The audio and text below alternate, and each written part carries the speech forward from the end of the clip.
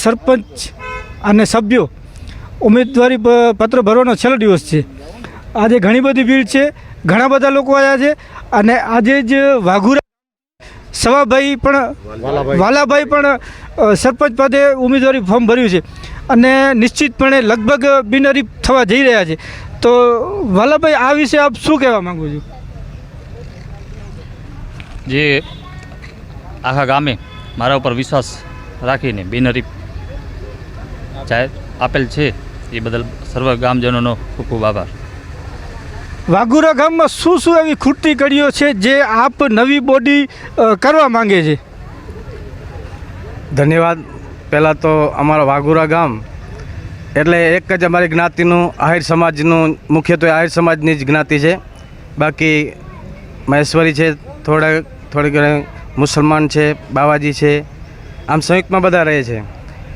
અમારા ગામમાં આમ તો એક સમજી લો કે ચૂંટણીના ફોર્મ બે સામસામા ભરાતા હોય છે અને ભરાય અને ભરાણા પણ હતા, પણ હજી સુધી અમે અહીંયા જમા કરાવ્યા ન હતા કોઈ.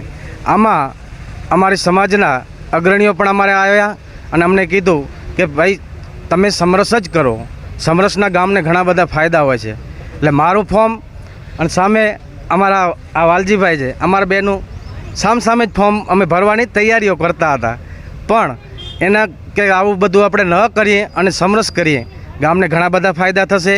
તો અમે સમજી સોચીને સમાજના અગ્રણીઓની હાજરીમાં અમે સમરસ જાહેર કરી. હવે અમારા જે પ્રશ્નો છે એ કે અમારા રસ્તાઓ છે, અમારે ચારે બાજુ રસ્તા તૂટેલા પડ્યા છે. તો અમારા આટલા દિવસ સરપંચ પણ કોઈ નહોતા, રજૂઆત કોને કરવી, આવું બધું ગામમાં એમ થતું આપણે બધા હાલીએ પણ એમનો સરપંચ પદે કોઈ હતો જ નહીં, તો આપણે કોને પાસે ગામમાં પહેલાં તો રજૂઆત કરી. એટલે હવે આપણે વાલજીભાઈને પણ એમ કહેશું કે આપણે ગામના સંયુક્તમાં સાથે રહી ધારાસભ્યશ્રીઓ કે સાંસદશ્રીઓ કને આપણે જવાનું થાય તો સરપંચશ્રીને કહેશું કે આવા નવા કામોમાં અમારે સહયોગ કરાવે. ધન્યવાદ. ગામમાં એસટી બસની સુવિધા, શિક્ષણની સુવિધા, આંગણવાડી, બીજી પણ જે રોડ, લાઇટ, પાણી, એ બાબતે કેવી સુવિધા છે અને એમાં શું શું આગળની બોડી કરશે? અત્યારે પાણીની સુવિધા છે, લાઇટની સુવિધા પણ છે, એસટી અને શિક્ષણ, એસટીની થોડીક તકલીફ છે અને શિક્ષણની સુવિધા પણ અમારા વાઘુરાની બરાબર સારી છે, શિક્ષકો પણ અમારા બરાબર છે. આ બધી વસ્તુની સુવિધા અમારી પાસે છે. પણ જે ખૂટતી કડીઓ અત્યારે ખાસ કરીને ગામમાં રોડ, રસ્તા, આ તો મેન છે. પાણીનો તો છે અમારી પાસે, નર્મદાનો મેન સંપ છે એટલે પાણીની તો અમને સુવિધા છે.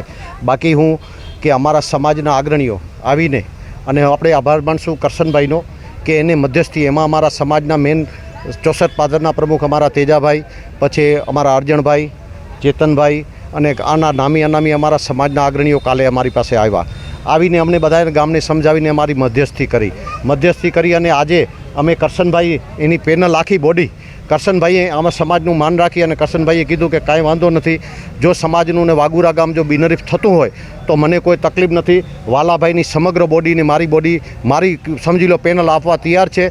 તો હું કરશનભાઈનો પણ ખૂબ આભાર માનીશ અને મારા સમાજના અગ્રણીઓને હું પણ ખૂબ આભાર માનીશ કે તમે આવીને આટલી મધ્યસ્થી કરાવી અને અમારા વાઘુરા ગામની અંદર જો બિનહરીફ થતું હોય તો આના જેવું કોઈ ઉત્તમ ઉદાહરણ નથી અને આ ઉદાહરણ જોઈ અને અમે આ ગામનો આભાર માનીએ છીએ. ધન્યવાદ. ચેતનભાઈ, ફરી તમારી પાસે આવીશ. બગડા ગામમાં પણ આપણે જોયું કે એ લોકોની પણ મુખ્ય સમસ્યા એ જ છે કે એસટી અને રોડ, અને વચમાં યુવાનોએ પણ એમ કીધું કે શિક્ષણ પણ બહુ નબળું છે, શિક્ષકોની ઘટ છે શાળામાં. તો આપ છસરા ગામના સરપંચ છો, આ વિસ્તારના તમે આગેવાન છો અને આહિર સમાજમાં લોકપ્રિય છો, તો આ વિશે તમે શું કહેવા માગો છો? શિક્ષણની જે ખૂટતી ઘટ છે એના માટે હમણાં જે નવી ભરતી કરવાના છે એનામાંથી અમને એવો આશ્વાસન મળેલ છે જિલ્લા પંચાયતમાંથી કે જે પણ તમારા આજુબાજુ વિસ્તારના શિક્ષકોની ઘટ છે એ પૂરી કરવામાં આવશે. એના સિવાય એક શિક્ષક એસએમસી દ્વારા પણ આપવામાં આવ્યો છે.